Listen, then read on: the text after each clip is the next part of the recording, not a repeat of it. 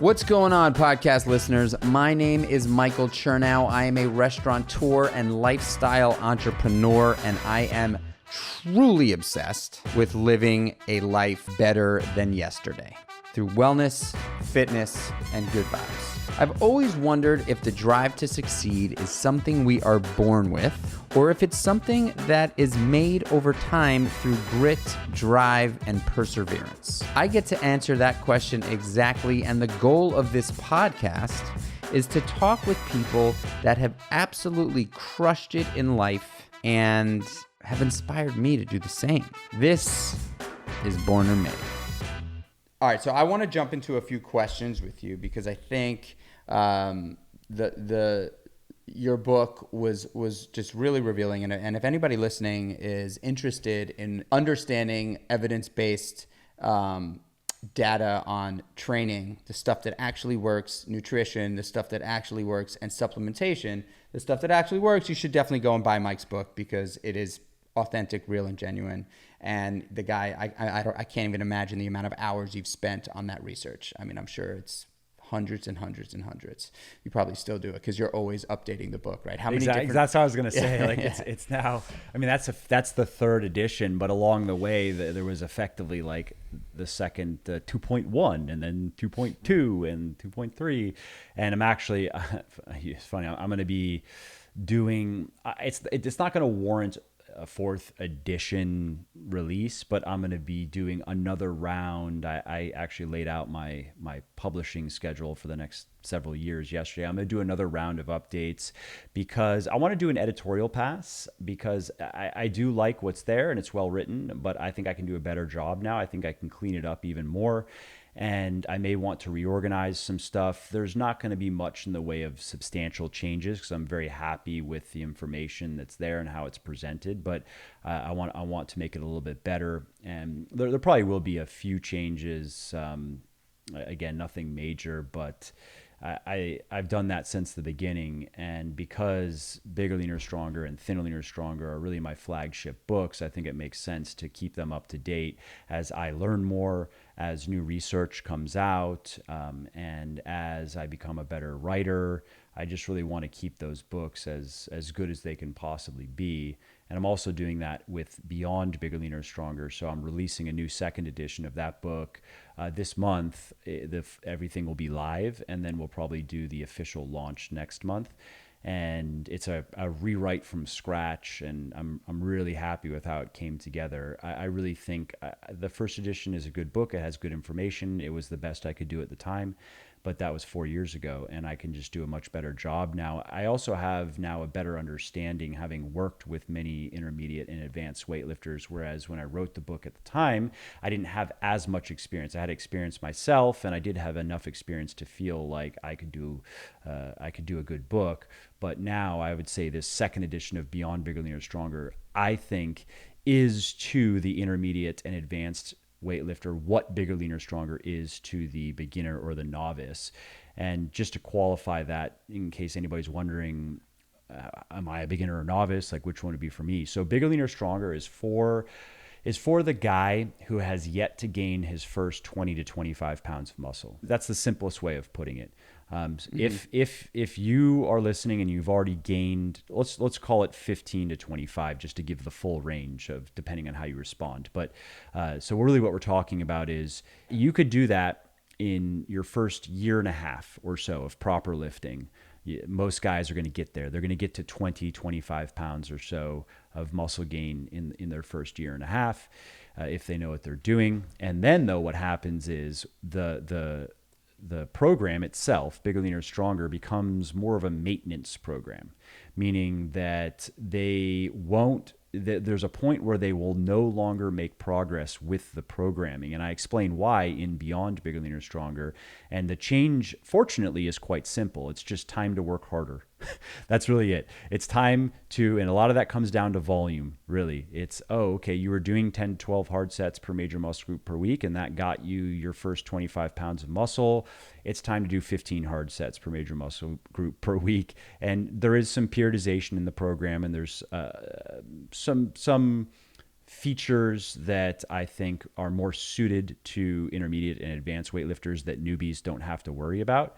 But fundamentally, the fundamental change is it's time to work harder. And so I'm excited to get this new book out, and I'd love to send you a copy. It'll be even more relevant to you than Bigger, Leaner, Stronger, considering where you're at with your physique.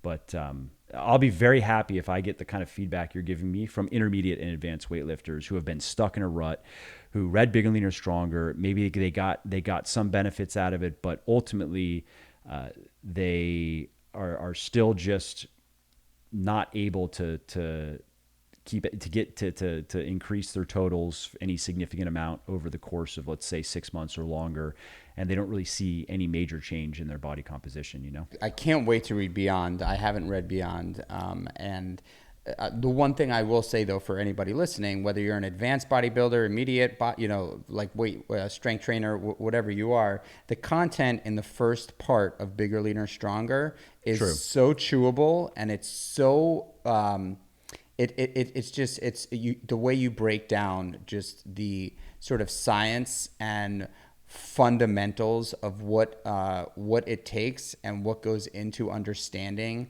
how to change your body, is, in my opinion, just invaluable information. Because like you said, starting strength and stuff like that, like it's really, really hard information to retain for somebody who's not deeply interested in, like, like I enjoy that stuff. Like I nerd out and dork out on it because I really enjoy it. I'm scratching the 40-year-old surface. I feel like I'm 25 years old. I know that the reason why I've been able to stay in such great shape and feel the way I do is because I really am interested in this stuff. And I know for me personally that, like, I competed in, combat sports for too long. It destroyed my body. And when I was, 35 years old, I started getting into strength training. And now I know that strength training is something I can do probably for the rest of my life, and it'll keep me feeling and looking as younger, just like happy and just enjoying my body, right? Totally. And so anybody that really wants to understand and really be able to, like, just understand this information, if you've got time on your hands, you're taking a road trip, you're in the gym and you're trying to find something to listen to, like, download Bigger, Leaner, Stronger. It's really worth the listen, because it's just awesome, relevant information. A couple of questions that I have personally. One thing that I struggle with, and I know a lot of people that are lift weights struggle with, is like pre, warm up, post, cool down, stretching, stuff like that. How important is it? And if it is important, what is more beneficial, pre, post? And if it is either one of those two or none, then it's none. But like post, pre, what movement is actually the one that you should be focused on? Well, let's start with before the workout. Having your body temperature a little bit elevated is probably helpful. Some people like to just walk on a treadmill for 5 minutes to accomplish that. I never did. I just go into the warm-up routine for my workout and find that accomplishes the same thing, really. And for that, it is warming up the muscles you're going to train. I don't stretch before I work out. I don't foam roll before I work out. I don't do bands. I don't do the massage gun.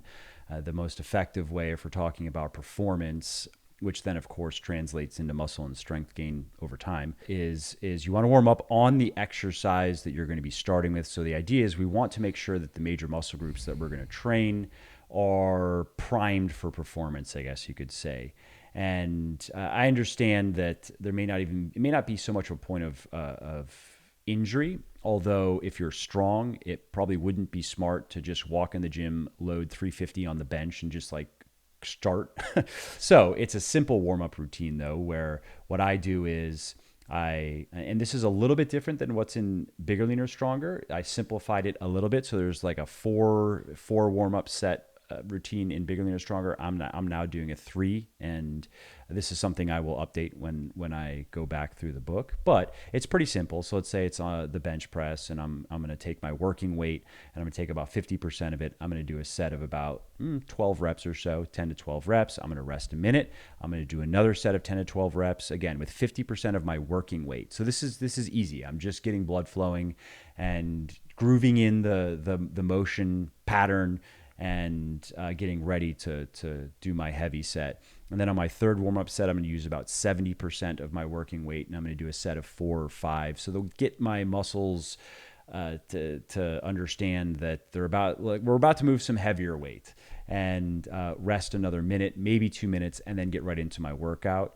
And so that would be the first major muscle group, right? So now it depends whether I do more warm-up sets in the workout, depends on what I'm doing. So if I'm just doing a press workout, then I would probably be starting with like an overhead press or a bench press or maybe a dumbbell variation, and I would warm up on that, and that would then serve that warm up plus my working sets, my hard sets would serve as a warm up for the other muscles involved. So let's say that workout was going to be some chest, shoulders, and triceps. I would warm up I would do the biggest and the hardest stuff first, which would be the chest work. And then I wouldn't then warm up my shoulders, even if I was going to go to something like side raises or rear raises, not even necessarily more anterior delt stuff, because your shoulders are ready to go. After you've done 4 sets, let's say, of hard bench press work, all 3 deltoids are good. You don't need to then go warm up if you're going to do some rear raises, for example, or side raises. And then triceps, same thing. So you go right into, your first movement, heaviest movement, you warm up for that. Yep. And you do your working sets, and then you go right into your working sets on your next movement. If it's like a push or a pull or a leg day. Yeah, exactly. If the primary muscle group is already warmed up, is already ready to go. But if, let's say it's more of a full body day, let's say I'm going to go from a push to a pull, and it doesn't even necessarily have to be a deadlift, it could be any pull, I will go through the same warm-up routine on the pull, especially if it is a deadlift, or if it's a barbell row, probably if it's a dumbbell row. Maybe not if it's pull-ups although I wouldn't normally be. I'd usually be adding weight. So that if it's pull-ups with some weight added, I may not. That'd be like maybe 8 to 10 reps. But for the most part, I would be doing a couple of warm-up sets again before, because the lats are engaged in the bench press. They are. I don't know if I probably wouldn't count it even as lat volume, but they are involved in the bench press, and your upper back muscles might feel a little bit involved because of the position that you're holding yourself in on the bench. But I think it's smart to do another round of warm up for those pull muscles. But then let's say the workout's pretty simple. Let's say it's 3 push exercises. Let's say it's a chest exercise, and it's a shoulder, and it's a tricep, and then you're gonna do 3 pull, right? And then I would warm up once on the pull, and then I wouldn't have to warm up, of course, anymore. It's just before I hit a muscle group with heavy weight that hasn't been stimulated yet. I'm gonna do a warm up routine, and that's really it for warming up. Now, as far as after the workout goes, I don't see any reason to do a cool down routine of any kind, so I don't. However, if you want to stretch, and this is something I actually recently recorded a podcast on and went into a lot of detail with stretching and why, like the reasons to stretch and what are not reasons to stretch. Because, for example, if you are stretching because you think it's going to increase muscle growth, there's one study that suggests maybe that it might have a slight effect in that regard, but the evidence is not robust, and it's not something that I don't do it myself because I don't think it's really going to do much. Now, I could be wrong. We'll see if more research. So you don't stretch.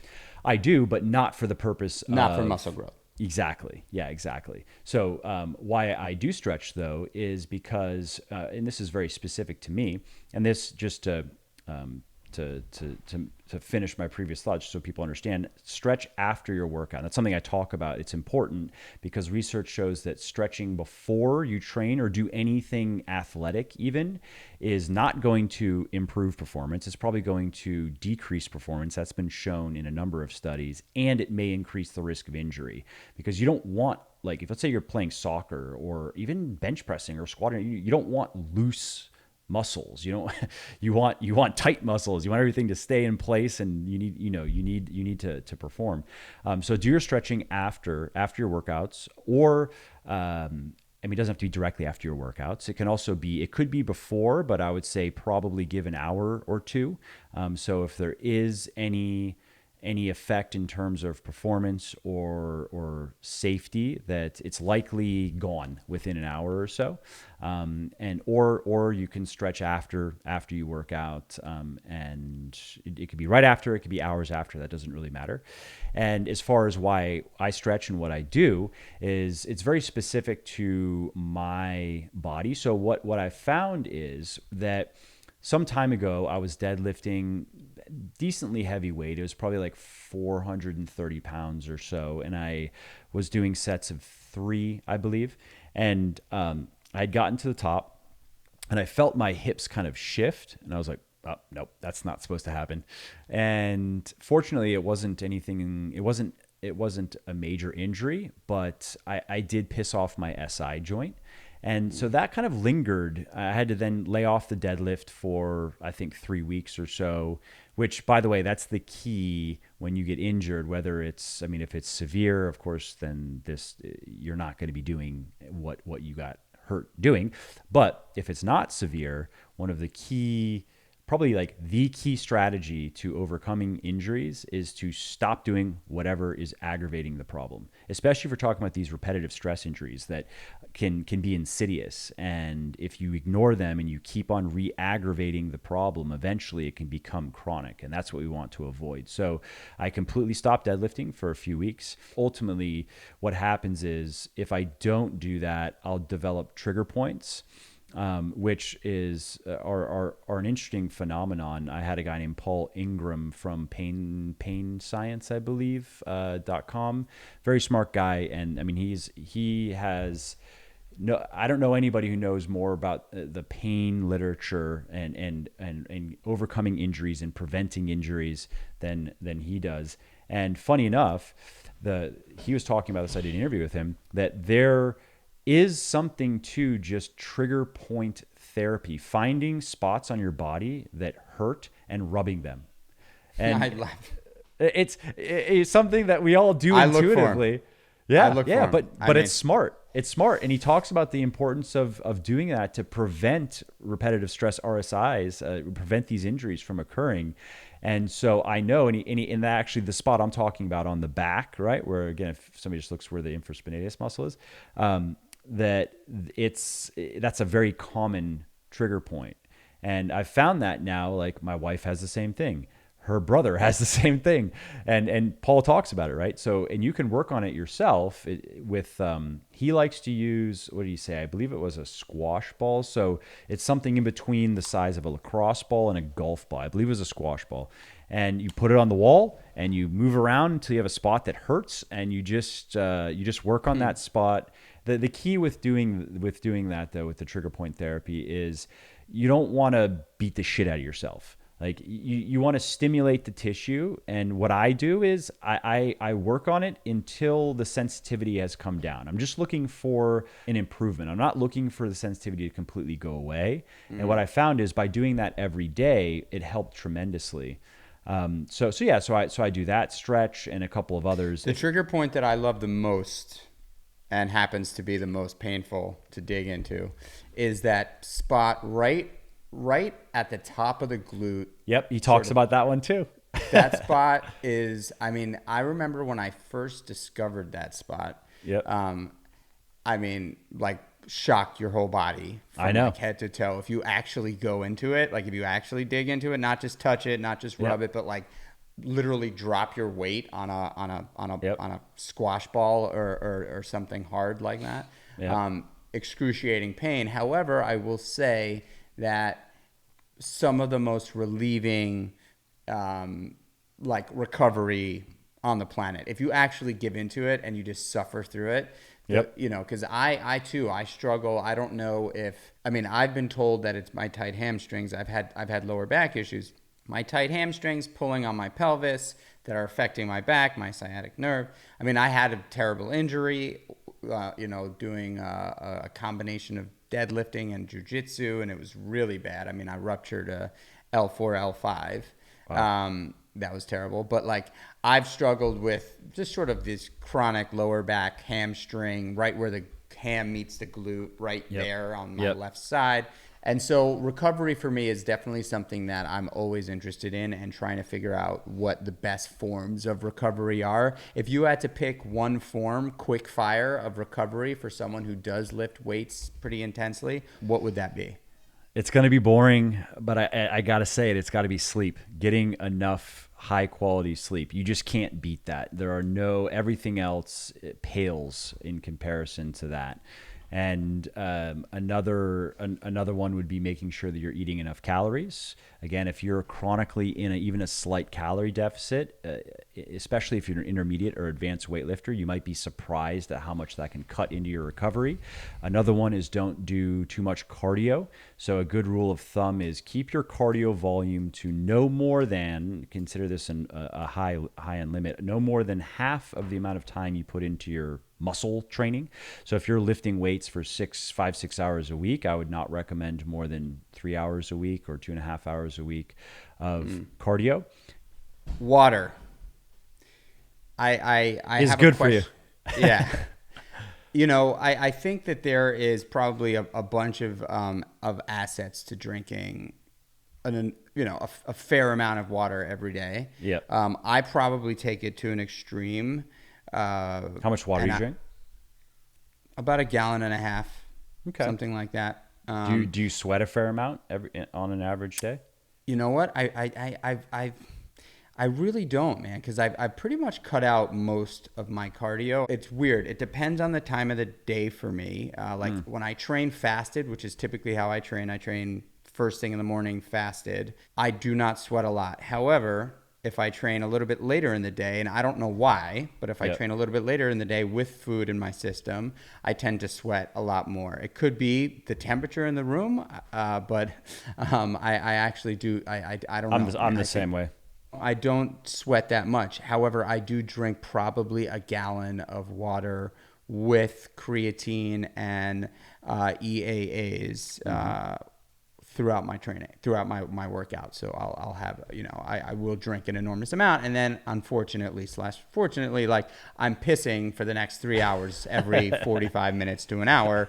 But I would love to just find out from you what the sort of like benefits and or like, bullshit it is with water consumption and how much you should be drinking and if it actually makes a whole lot of difference. Yeah, I mean, I've written about this and spoken about it a little bit. I mean, I keep it pretty simple and just go with the standard National Institute of Medicine recommendation, which comes down to maybe 3/4 of a gallon to maybe 1 gallon per day, depending on how much you sweat, because you're going to get some water from the food you eat as well.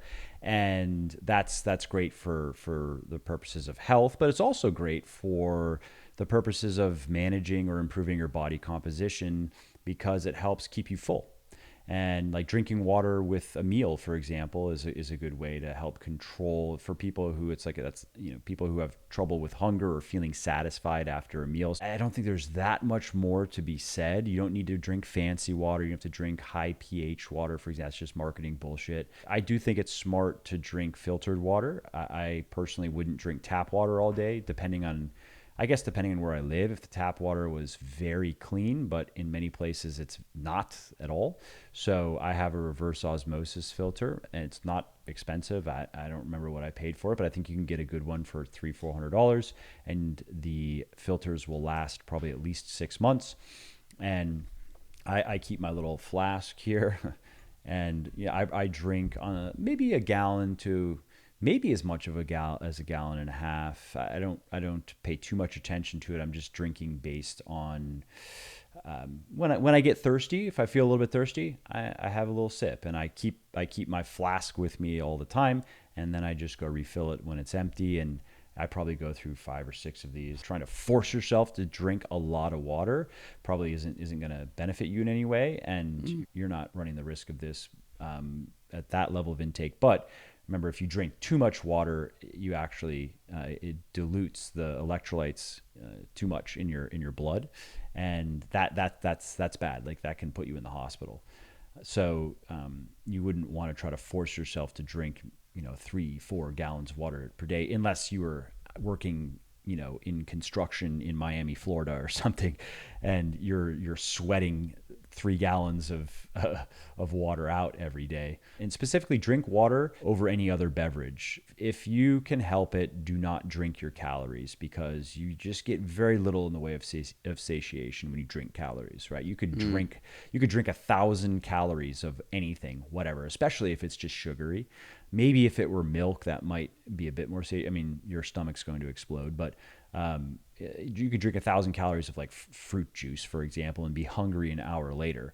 That's terrible, especially if you're drinking calories is a very easy and effective way to sabotage your efforts altogether. I think for me, the reason why I'll never really be an incredible bodybuilder is because I don't like to be much more than 11-12% body fat, like at the most. I really don't. It just doesn't make me feel good. And that's why I will not get, the gains that I could potentially get. Pushing myself to the 15-16% body fat wouldn't make me feel good. Yeah. And so I know that about myself. So I'm always sort of either cutting or maintaining for the most part. You know what I mean? Understand. That's sort of like, I'm in the same boat. I haven't lean bulked in a long time. I would add to it though, and I don't know if this is the case with you, but I know it's the case with me. There's not much left for me to gain anyway. I mean, depending on which model you look at and which data you look at, maybe I could gain another 5 pounds of muscle, maybe. And the only way I think I can gain at this point, realistically, is if I started using drugs. I think like for my... And that's where I'm at, period. Yeah. Like my legs, I think like if there's one area where I could put on... I'm not a big guy. My frame, I'm 5'8". I weigh, like normally walking around, I'm like 160 to 163 pounds. And then when I'm competing, I'm 148 pounds and like, and just like stripped to the bone. But I think that if there's one area where I could put on any muscle, for the most part, that wouldn't look like mega weird on me, it would be my quads. And I think the only way that I'd be able to do it at this stage in my life is probably with drugs. I mean, that's it. I talk about that, and that's why I've been in that holding pattern myself for many years. And I wrote about this, an email I had sent out and like an article. It was like in which I give a physique update. And I was talking about this, right? And so the motivation to train changes though, because I know that no matter what I do, there's not much left. And some people might find that demotivating. But I was just talking about, for me, it was just a matter of shifting my mindset and why am I doing this? Yes, it was fun to be able to gain muscle and strength. That phase was fun, but now I appreciate other things. I can find other things to appreciate about the routine and about the workouts, and it's just a matter of finding your whys, and they're going to change, especially if we're talking about guys, because for us guys, most of us never are big, lean, or strong enough, right? We always want to get a little bit bigger, at least maybe certain body parts, a little bit stronger, and we never quite feel like we're lean enough unless maybe you're stepping on stage. That's probably when you're like, this is lean enough. Anything? Yeah, I mean, you know what? I think also for me, like, which is something that I'm sure you can relate to. And I think when you're in this sort of, I'm probably in between intermediate, advanced strength training at this stage. When I walk into my gym in the morning, focused, and all I really give a shit about is adding weight. Now, adding weight for me at my size, if it's 2.5 pounds, I'm stoked. You know, like that's, I'm like, Yep. I'm like, Yeah, in a month, 2.5 pounds in a month. I'm like, this is fucking great. Like, I'm happy. Yep. And Yep. when I say that to my friends who don't understand or appreciate what 2.5 pounds when you're PRing, it's a pretty big deal. You sort of debunk in the book time under tempo.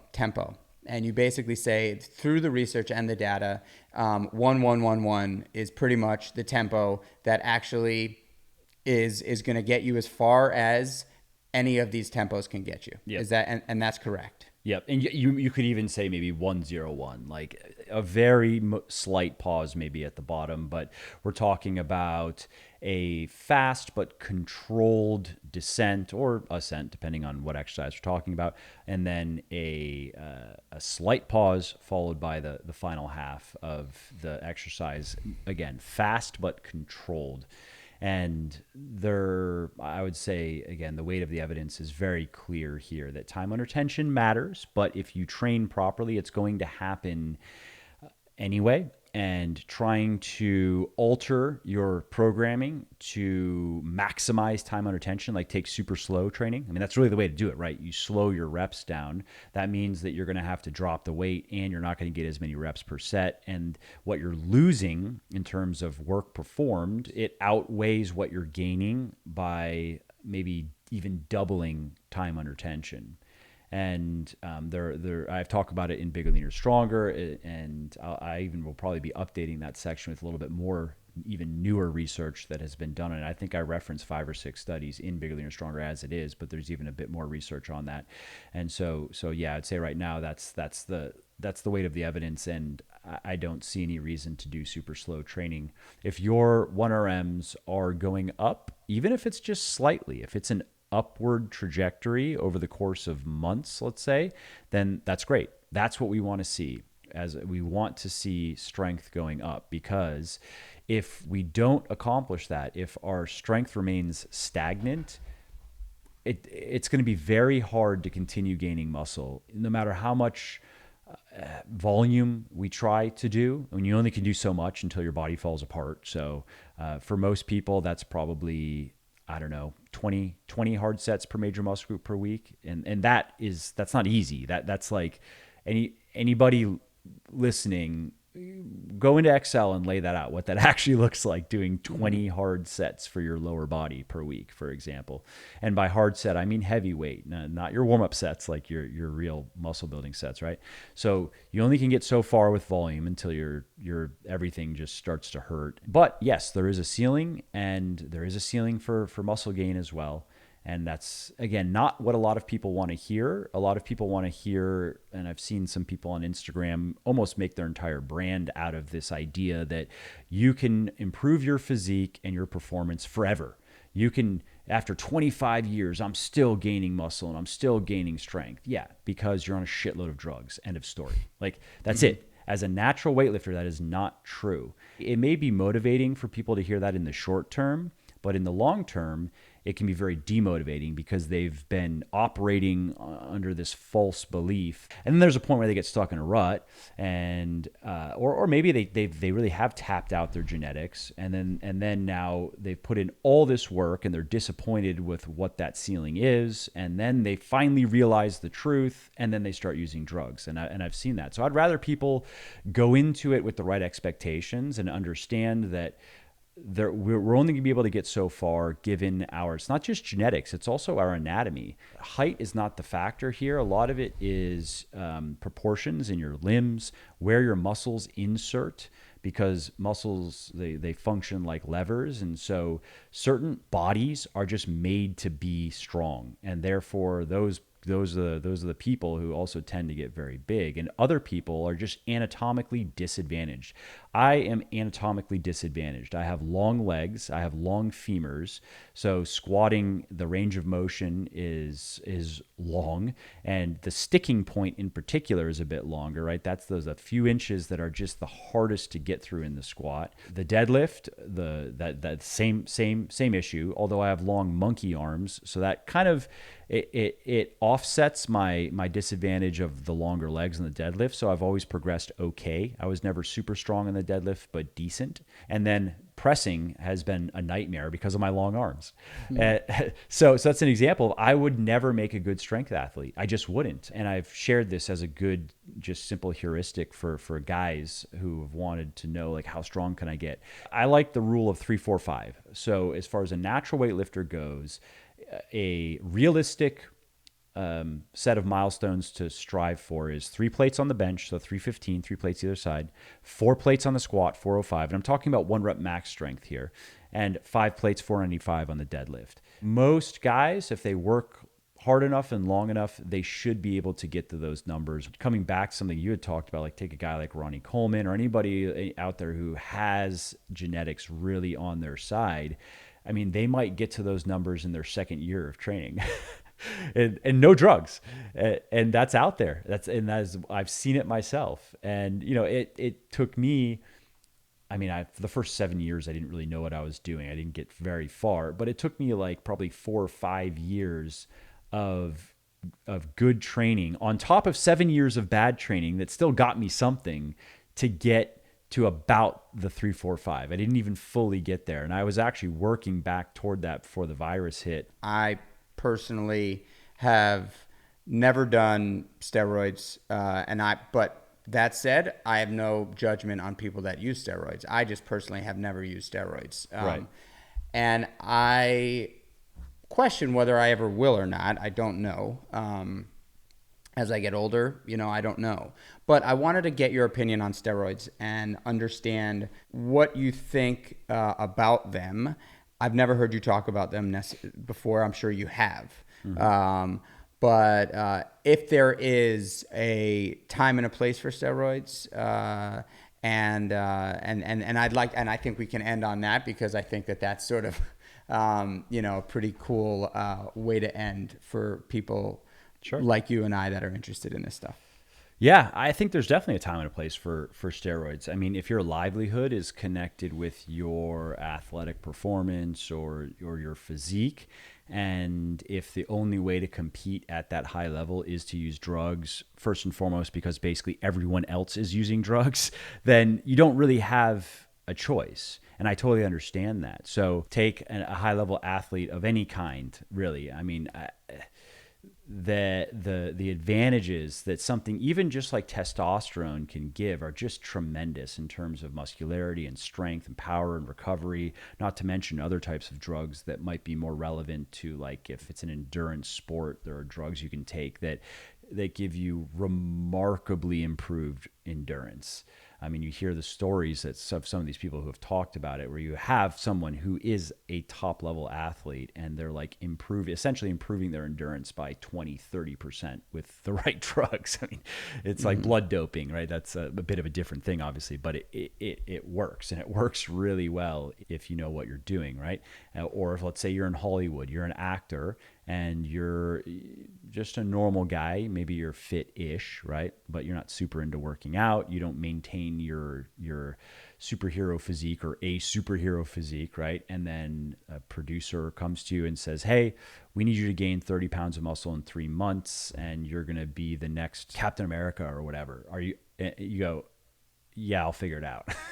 and that means you're using drugs. There's no way to do it without that, right? 3 months might even not be possible.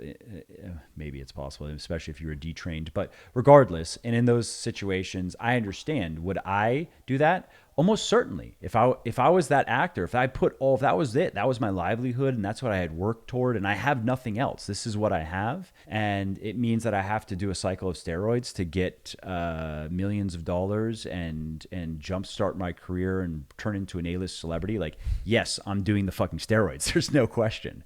Or similarly, if I were that professional athlete, and the only way to really compete with everybody else is if that's what I concluded, was to use the same drugs they're using, even though we're all not using drugs. Yeah, whatever. Then I'm using the drugs. There's no question. And so I totally understand that. And take bodybuilding. It's a bit different because there's not much money in bodybuilding. So I think the calculus is different in that regard. But if somebody wants to compete in certain bodybuilding leagues or try to reach a certain level in bodybuilding that isn't, because there's a lot of quote unquote natural bodybuilding out there that's not natural, but then there is natural bodybuilding that is natural. And anybody wondering the difference, you can spot the natural guys because they don't look that good. There you go. That's how you know they're natural. They look good, but not that good. They don't have that paper thin skin, every muscle group huge, full, shredded to the bone. They look, a good example of this is look at Eric Helms, who I do truly believe is a natural bodybuilder for several reasons. But one of them is, if you look at Eric's competition pics, he looked great. I mean, impressively lean. When you compare his competition look to guys who they don't even claim natural, they don't talk about their steroid use, but they don't claim that they're not using steroids. And even in like the classic physique, not the crazy bodybuilder guys, but somebody more comparable to Eric, you immediately are like, oh yeah, I see what you mean. You put them side by side, and you're like, Eric looks good-ish, I guess. And I don't mean that as a knock on Eric. I mean, I really like Eric, and I've not ever accomplished what he's accomplished. And he would agree with what I'm saying right now, I'm sure. Yeah. In terms of bodybuilding, if you really want to get to a certain level, it's going to require steroid use, period. I don't care how good your genetics are. I don't care how much you're willing to work. At a certain level, it becomes more of a chemistry operation than anything else. And so with that said, I don't think it makes sense, though, for just everyday people, guys normally, obviously, who are into lifting weights, to use steroids, because there are very real risks that come with these drugs. Even if we're just talking about testosterone, the amount that you need to take to make a real difference, which then turns into usually bigger doses, and then that usually turns into blasting and cruising, where they're never off drugs now.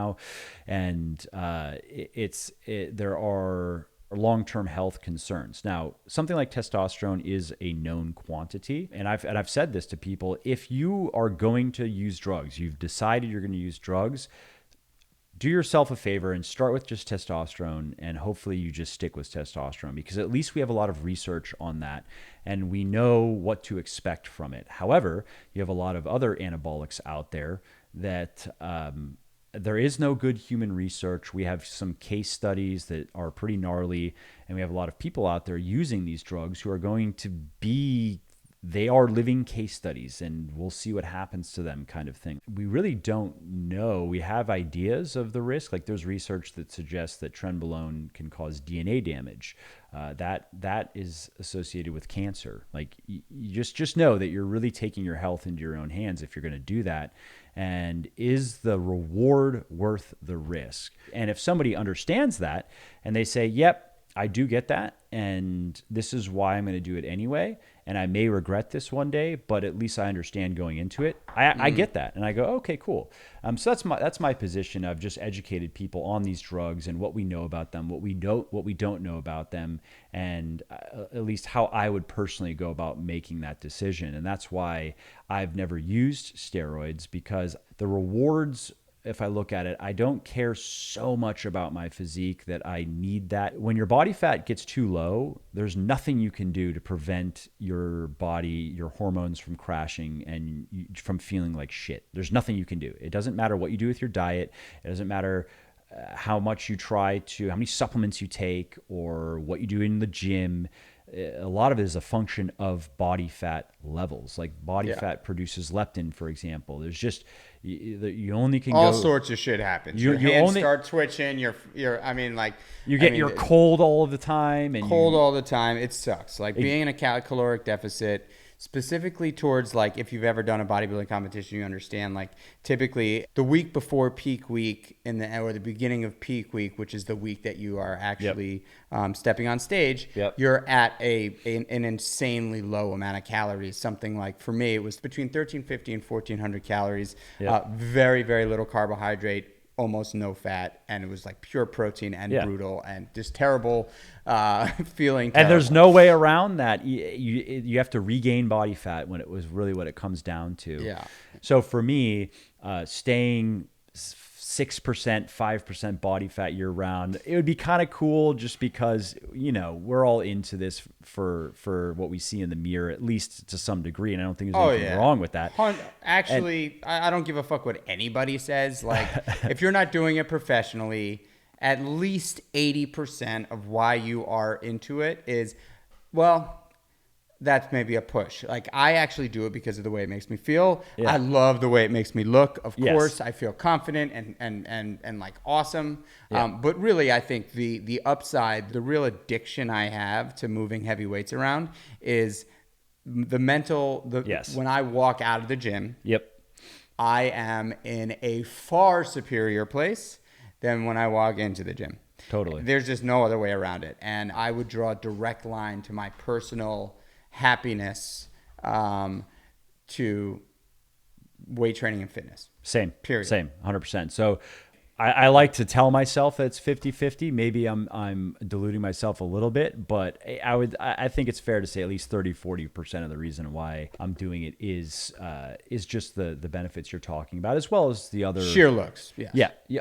Yes. No, I'd say it's all the way around. I'd say I would like to think 60 to it's 70% of sheer looks, 30% is probably. Yeah. I mean, maybe I like to tell myself it's 50-50. Maybe that's true. Maybe it changes. Maybe it changes month to month, but a significant portion of why I'm doing it 100%. is because I like to look a certain way. There's also now that in my line of work, I've obviously established myself as a natural weightlifter, and I've established credibility as a natural weightlifter in that people have seen my physique over the years. Even when I first was kind of getting known and I was, pretty lean, I had cut down for a photo shoot and had a good amount of size.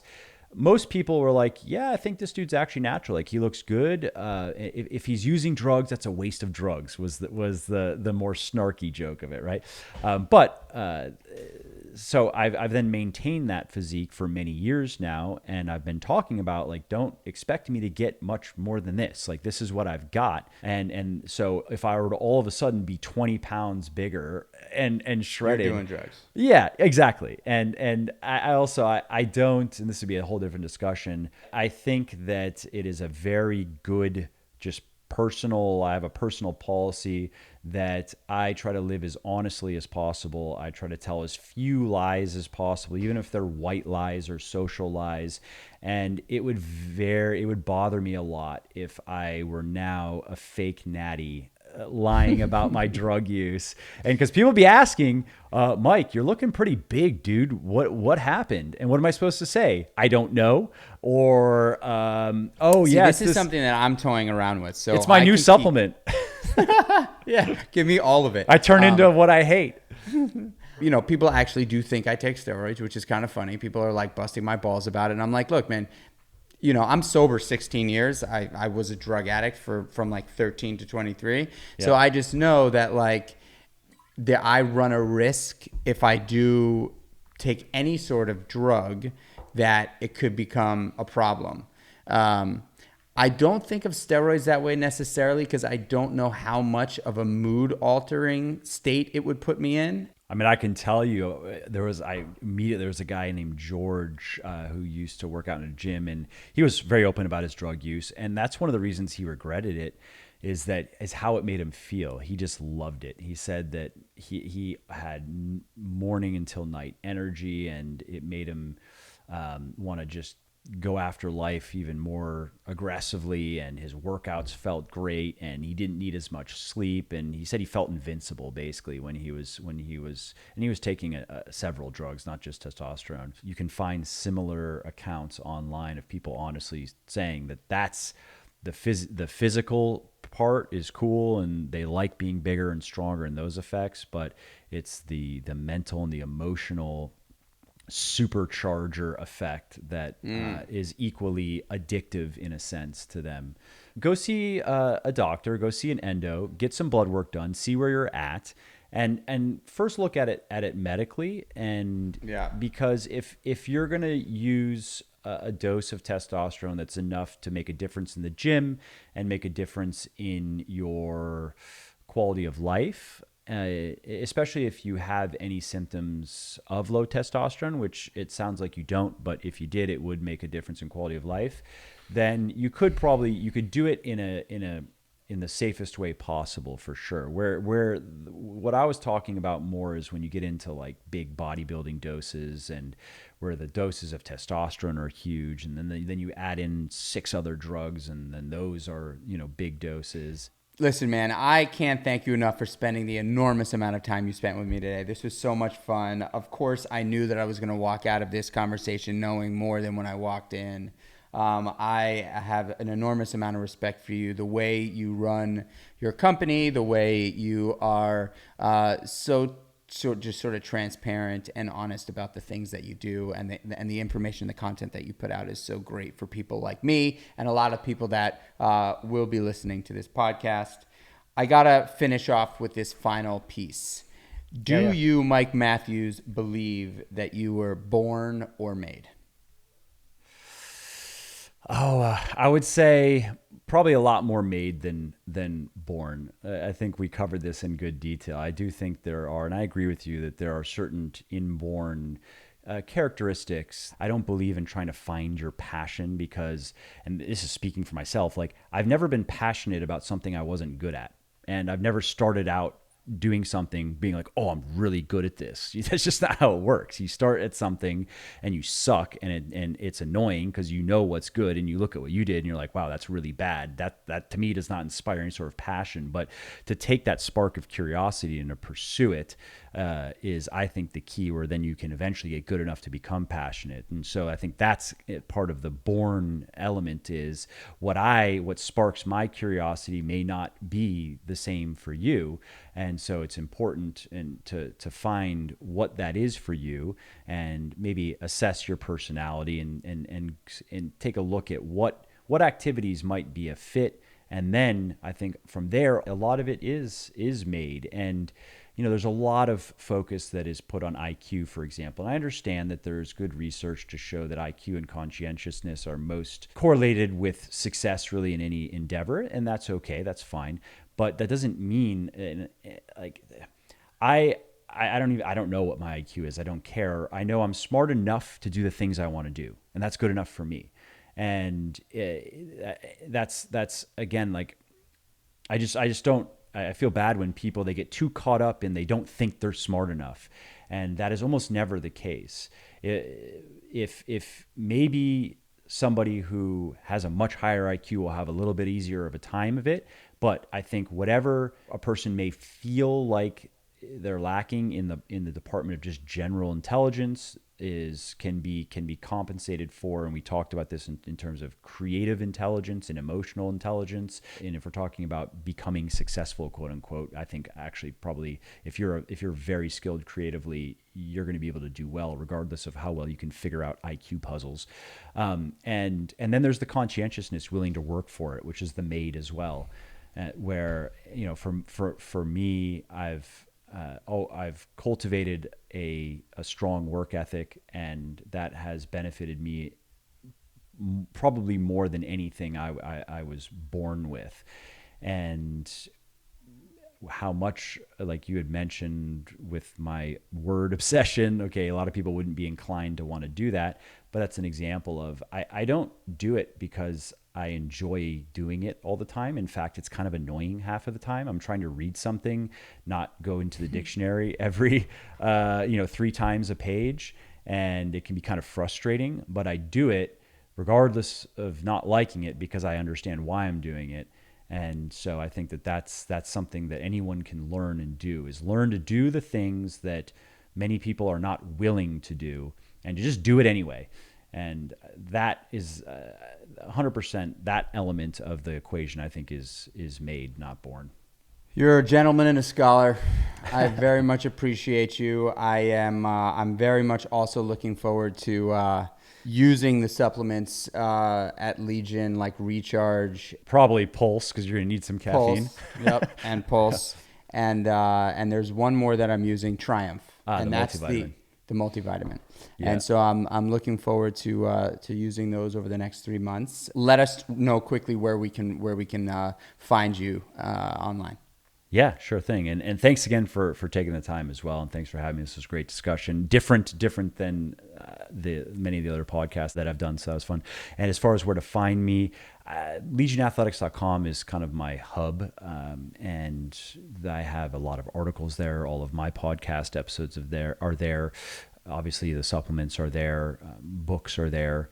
And if anybody wants to email me, that's a great way to reach out to me if they have questions. My email address is mike@muscleforlife.com. And the reason for Muscle for Life is I had a website, Muscle for Life. There's really a glorified blog that I merged into Legion, which I should have done some time ago. But all the articles, everything that lived on Muscle for Life is now just over at Legion. But so many people still have that email address, and I get so much traffic. I was like, I'll just keep the email address. So mike@muscleforlife.com, @muscleforlife Fitness on Instagram. I'm not too active on Instagram. I don't put too much time into it, but I do post some stuff here and there, and I do reply to DMs mostly. People have questions, Awesome, man.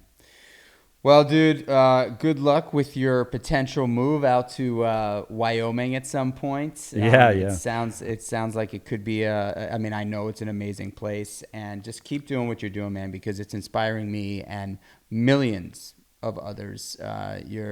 You're really good at what you do, and so I appreciate you. Thank you, brother. Thanks for being on the show. Thank you.